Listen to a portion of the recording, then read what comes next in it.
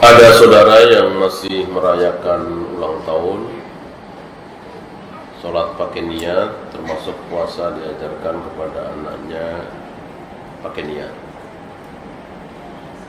Bagaimana menasihati mereka?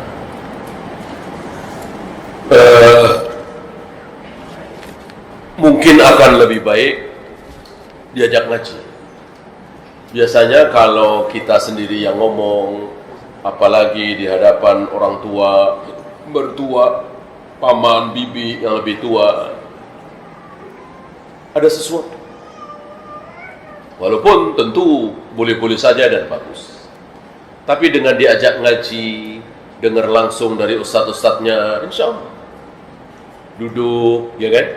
Siap mendengar, insya Allah. Jadi bukan kita yang nyeramai. Di samping itu, di dalam majelis itu ada apa? Di dalam majelis itu ada apa? Ada keberkahan. Kan malaikat-malaikat menaungi majelis ilmu, ya kan? Nah, insya Allah dengan keberkahan majelis. Bisa juga dikasih buku bacaan atau mungkin dikirimi ceramah ustadz salam yang berhubungan dengan apa yang masih mereka tidak paham.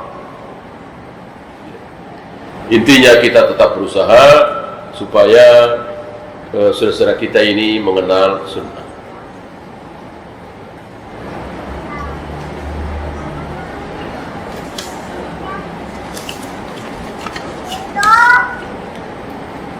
Terkait sholat Jumat di zaman Utsman bin Affan, azan 2 kali. Apakah boleh dilakukan pada saat ini?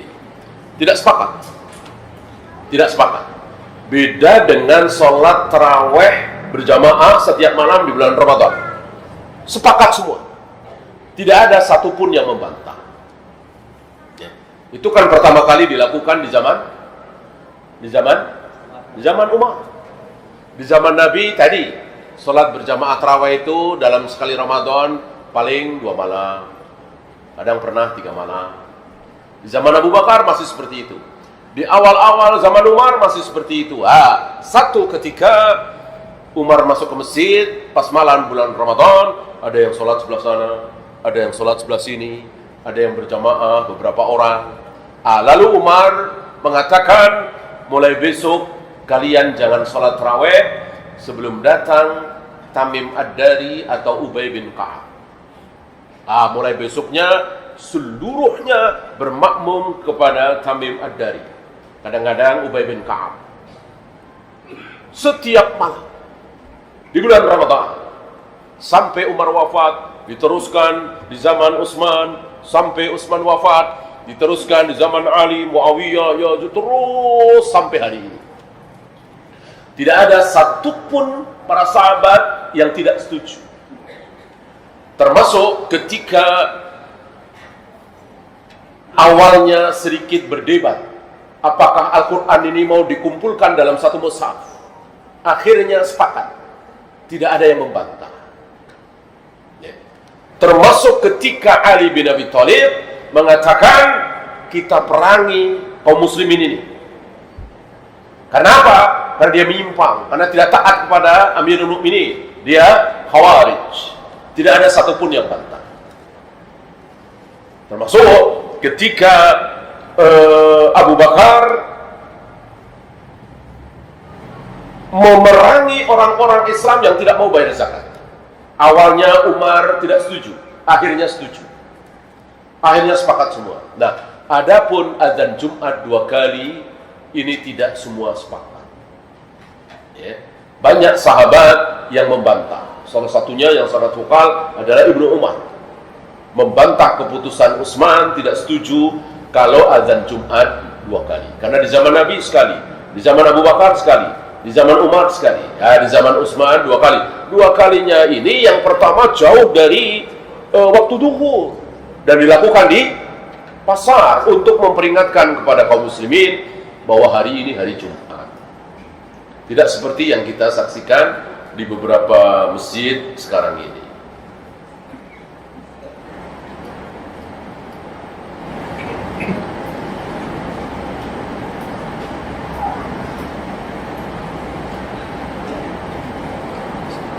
Bagaimana menghadapi keluarga yang belum mau sholat? Terus dakwah. Dan kita tidak tahu apakah Allah akan memberikan hidayah kepada keluarga kita atau tidak. Kita nggak tahu. Hidayah betul-betul rahasia. Hanya Allah yang tahu. Rasul aja nggak tahu. Ya. Kalau Rasul tahu bahwa Abu Jahal, Abu Lahab, Abu Talib nggak akan dapat hidayah, ya ngapain didakwahi capek-capek?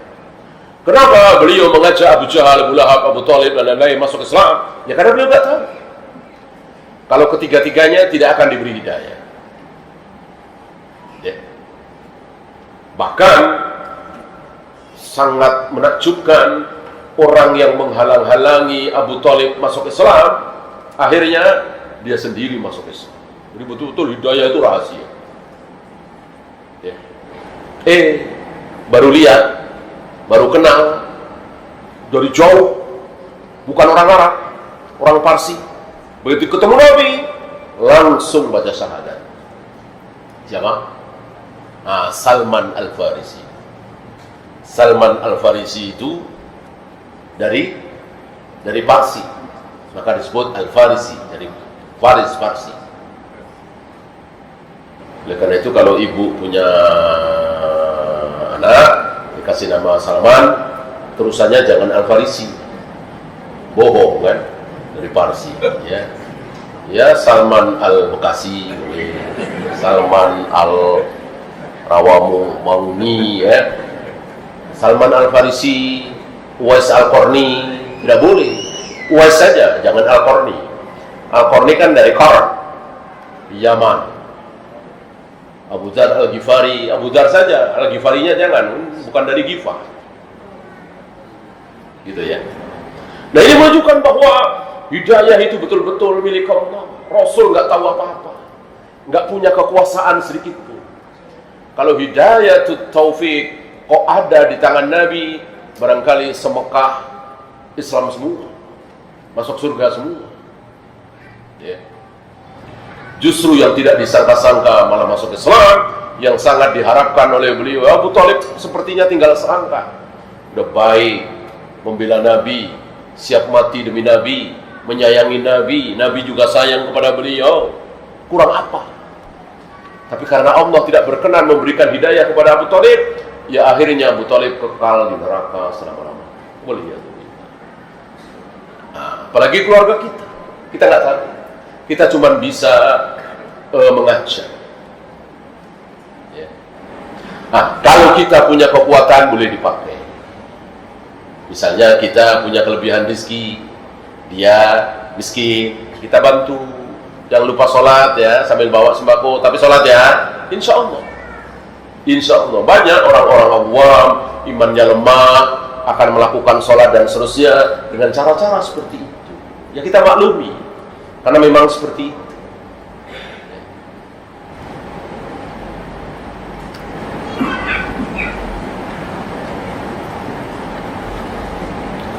Bagaimana jika merasa di badan ada jinnya? Kalau ada jin itu pasti. Adakah manusia yang dalam dirinya tidak ada jinnya? Nggak ada. Satu manusia, satu jin. Jin apa namanya? Orin, pasti ada. Nah, pertanyaannya, masalahnya dia mengganggu apa tidak? Kadang-kadang mengganggu yang dimaksud aneh ya. Aneh. Bukan mengganggu, misalnya tiba-tiba kita ngomong pakai bahasa Aceh misalnya, padahal kita nggak bisa bahasa Aceh, itu kan aneh. Tiba-tiba gemeteran badan kita, gitu misalnya, aneh. Bukan?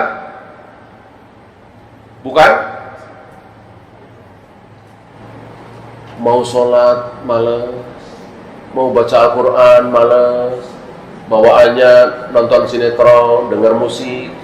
Ya kalau itu mah nggak aneh. Semua orang juga begitu. Ya harus dilawan. Ini bentar-bentar nyalain jinnya. Wah ini jin. Itu setan di diri kita. Ya harus dilawan. Berlindung di balik, wah saya harus diruqyah. Bawa sholat berat. Kecuali pas melangkah ke masjid, itu kaki belok sendiri misalnya. Ya kan? Kita ngelangkah ke barat, kok jadinya ke timur misalnya. Nah, itu baru jin aneh di ruqyah itu. Tapi kalau kaki itu atas kendali kita, cuman kita malas sekali ke masjid, malas sekali sholat, ya di mana-mana kita semua kan digoda setan, digoda iblis, supaya tidak sholat, supaya tidak puasa, supaya berzina, minum khamr, berjudi. Setiap hari kita digoda seperti itu. Maka jangan bentar-bentar ruqyah, bentar-bentar ruqyah. Malas sholat tahajud, ruqyah. Malas baca Al-Quran, ruqyah. Sampai saya pernah dengar itu ada mobil mogok di ruqyah. Ya ini apaan, ajaran apa? Tidak semuanya selesai dengan ruqyah. Ada ruqyah syar'i, tapi berapa banyak hari ini ruqyah yang bid'ah? Ruqyah rame-rame, bid'ah itu. Ruqyah apa itu? Keroyokan. Pikir dia setannya takut kalau kita keroyok rame-rame baca Al-Fatihah. Enggak. Sunnah tetap kita amalkan. Wa idza quri'al Qur'an fastami'u lahu wa ansitu. Kalau Al-Qur'an dibaca, dengar. Diam, dengarkan. Ya kalau rame-rame siapa yang dengar? Satu. Jadi meruqyah itu satu orang, ada orang lain di situ ya dengerin. Jadi jangan sedikit-sedikit ruqyah. Apakah bersiwak itu sama dengan menggosok gigi? Iya. Iya. Jadi menggosok gigi, membersihkan mulut dan gigi ini bagian dari sunnah. Cuman ada kelebihan siwak. Ya. Antum pernah gosok gigi di mobil? Atau sambil nyetir pas macet gitu? Enggak kan? Kalau siwakan bisa nggak? Iya, sambil nyetir, macet, lampu merah, siwakan dulu. Ya kan? Antum pernah gosok gigi sebelum takbiratul ihram? Nggak bisa kan? Kalau siwakan bisa. Jadi ada kelebihannya. Gitu. Dan beberapa ikhwan merasakan itu, manfaat siwak itu.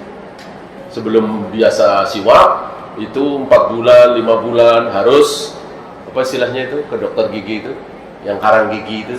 Nah, begitu pakai siwak rutin, enggak. Ya mungkin bisa lama, 2 tahun lebih gitu ya. Insya Allah sunnah Nabi pasti membawa berkah, pasti baik.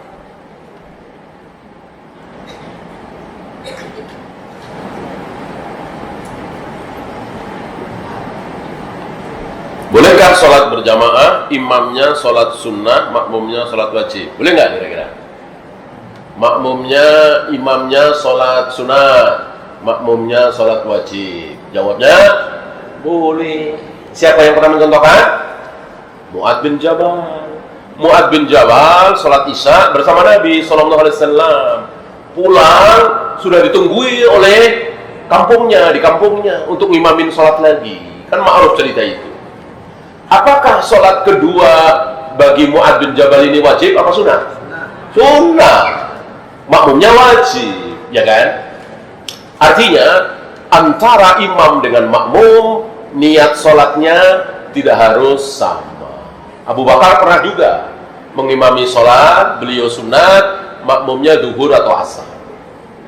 Rasulullah pernah mengimami sholat, beliau qashar, makmumnya banyak yang tidak qashar, tambah 2 rakaat lagi. Oleh karena itu, kalau antum bermakmum kepada seseorang, nggak usah nanya-nanya. Ini sholat apa ya? Nggak usah nanya. Ya kan? Nanya-nanya itu karena anggapan bahwa sholat dia dengan sholat saya harus sama-sama duhur, sama-sama asar. Enggak. Beda nggak masalah, tadi contohnya. Ya. Nah, dengan subhat tadi harus sama, pakai nanya kan nggak mungkin, udah sholat masuk ditanya. Nah, maka ditoel punggungnya, gitu. Kalau sholat sunat atau sholat apa, dia geser, gitu. Katanya begitu. Jelas ini salah. Antara imam dengan makmum, sholatnya tidak harus sama. Ambil contoh, antum dalam perjalanan macet, belum sholat duhur, begitu ketemu masjid, sudah menjelang qomat sholat asar. Antum wudu, selesai wudu, qomat asar. Antum belum sholat duhur. Sholat itu duhur dulu apa asar dulu? Ya tentu duhur dulu baru asar, asar dulu baru maghrib, maghrib dulu baru isya, dan seterusnya. Jangan dibalik. Masuk sholat asar dulu baru duhur, ya kan? Nah, antum ikut sholat berjamaah bersama warga masjid itu. Mereka sholat asar, jelas. Antum niat sholat duhur, nggak masalah.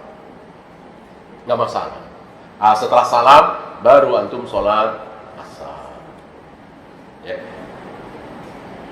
Intinya bahwa sholat imam dengan sholat makmum tidak harus sama. Yang sering, ya beberapa kali, itu telat belum sholat isya. Begitu sampai masjid karena macet ya, mereka sholat tarawih. Nah, mereka sholat tarawih. Sholat tarawih 2 rakaat. Nah, antum ikut mereka dengan niat sholat isya. Setelah mereka salam tentu tambah 2 lagi. Paham ya?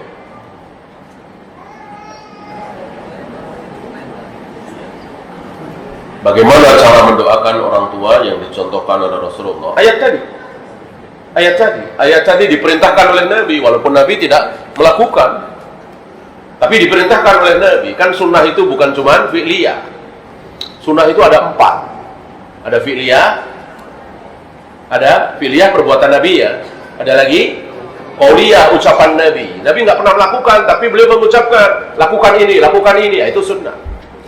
Kemudian takririyah itu diamnya Nabi terhadap apa yang dilakukan oleh para sahabat, ya.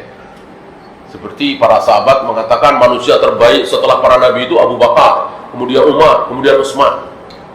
Nabi dengar itu, Nabi diam. Maka kalimat itu sunnah, kalimat itu benar, bahwa manusia termulia setelah para nabi adalah Abu Bakar, kemudian Umar, kemudian Utsman. Walaupun kata-kata itu tidak keluar dari lisan Nabi SAW, tapi Nabi dengar dan Nabi diam. Kalau salah, tidak mungkin beliau diam. Haram bagi beliau, dosa bagi beliau ketika ada kesalahan, kemudian beliau diam. Ya.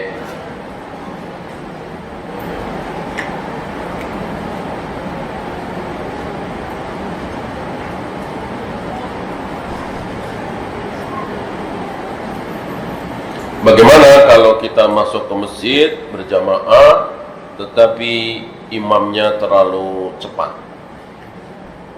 Terlalu cepatnya itu seperti apa? Kalau masih ada tumakninah, nggak masalah.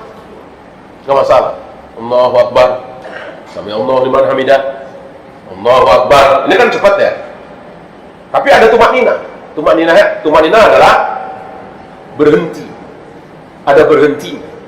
Yang tidak sah kalau tidak ada tumakninahnya, nggak ada berhenti. Nabi mengibaratkan seperti ayam mematok makanan. Ayam mematok makanan kan nggak ada berhentinya kan? Tuk, nggak mungkin tuk kan, nggak mungkin. Langsung kan? Allahu Akbar, itu nggak sah. Ketika Nabi menjumpai seorang sahabat yang sholatnya seperti itu tanpa tumakninah, Nabi mengatakan, "Sholli fa innaka lam tusolli." Sholat lagi, kamu belum sholat. Berarti nggak sah. Diulang lagi sampai 3 kali. Ya, ini terkenal dengan hadis musii'us sholat. Orang yang sholatnya tidak benar. Dan banyak pelajaran dari situ. Ya.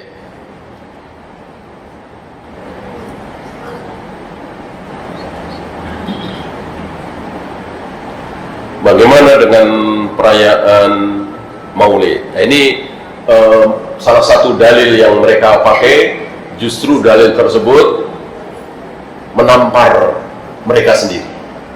Dan begitulah ciri-ciri ahli bid'ah. Kullama istadalla firqatun bidalilin. Setiap kali satu firqah ahli bid'ah pakai dalil, justru dalil itu menghancurkan mereka sendiri.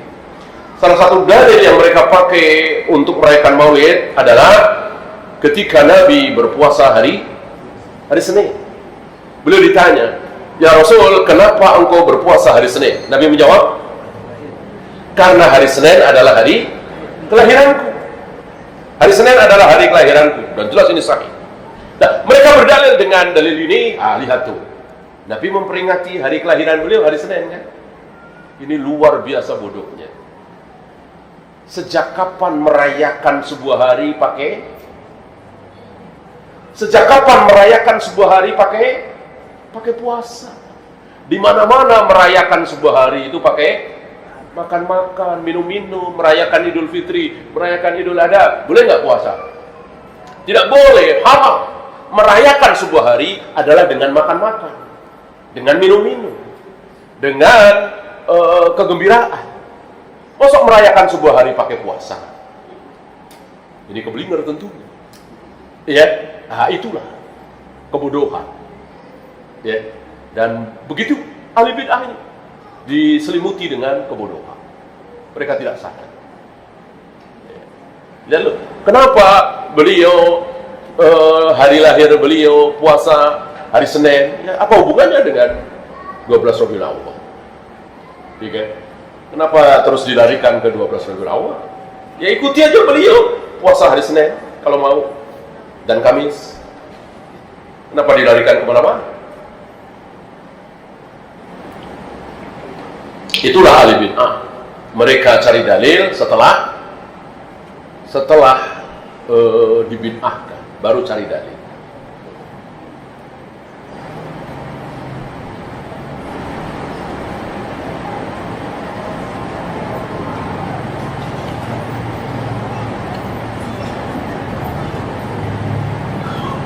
Bagaimana dengan ustadz-ustadz yang membela Maulid Nabi? Ya itu pasti bela lah.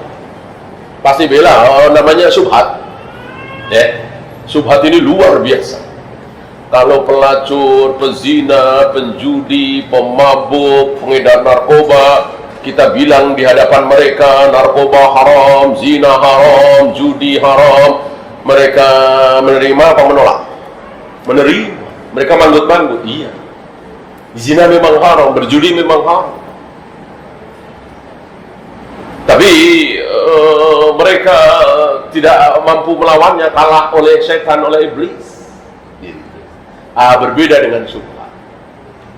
Berbeda dengan syubhat. Mereka tidak merasa salah. Mereka merasa benar. Mereka merasa sedang berada di jalan Allah. Itu bahayanya bid'ah, bahayanya syubhat. Wallahu. Ada lagi? Antum? Silakan.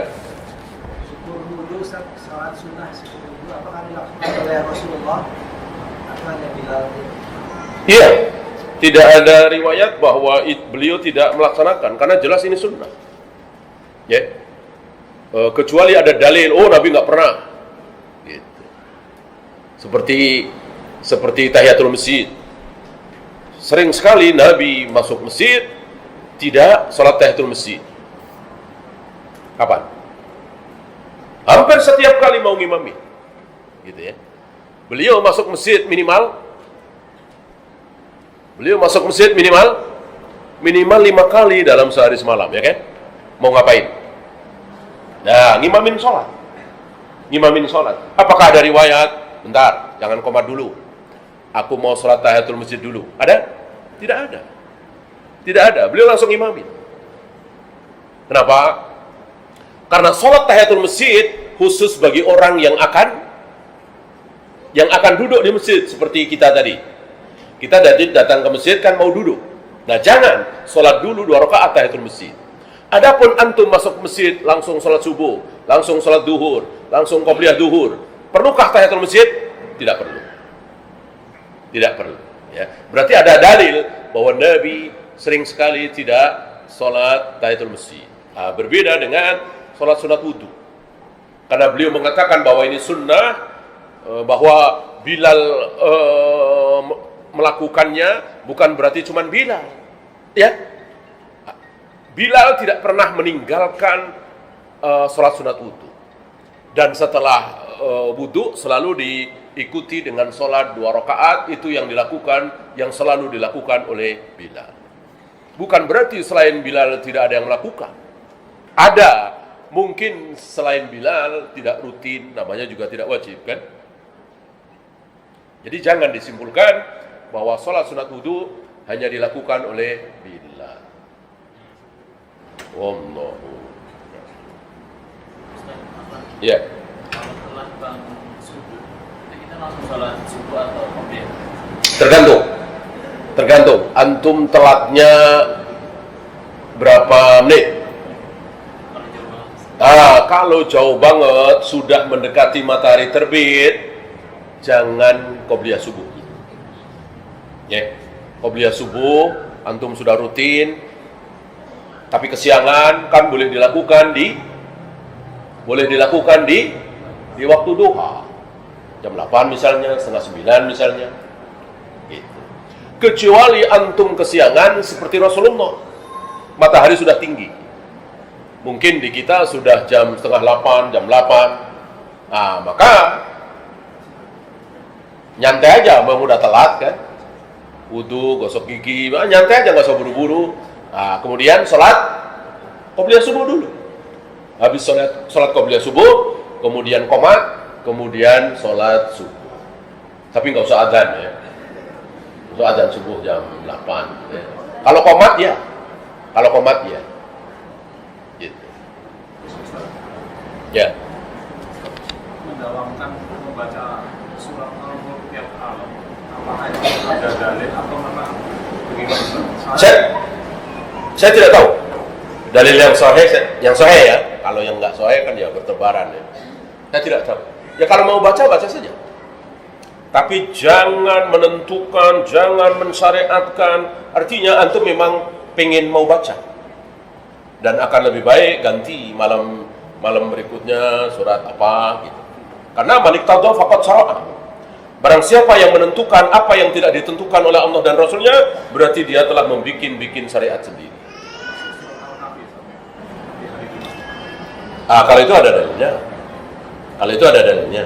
Ya. Insyaallah setahu saya dalilnya sahih. Yang ada dalilnya kita ikuti. Ya. Baca ayat kursi setiap kali selesai habis sholat fardu, kan jelas ada dalilnya. Kalau yang nggak ada dalilnya jangan. Wallahu. Habis? Lagi? Iya, kalau habis kita akhiri.